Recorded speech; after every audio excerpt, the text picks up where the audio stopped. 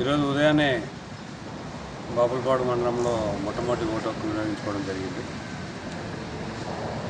దీని తర్వాత మా గన్నవరం నియోజకవర్గంలోని 4 మండలాల్లో అనేక గ్రామాలు, అనేక పోలింగ్ బూతులు సందర్శించడం జరిగింది.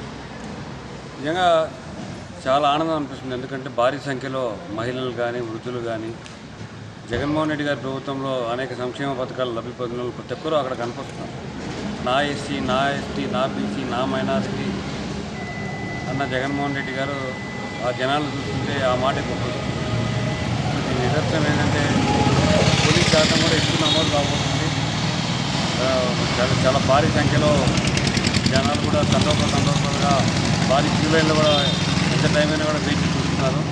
సాయంత్రం 6 మనకు అందరికీ అర్థమవుతుంది. ఖచ్చితంగా వైఎస్ఆర్ కాంగ్రెస్ పార్టీ ప్రభుత్వం మళ్ళీ రాష్ట్రంలో అధికారంలోకి రాబోతుంది.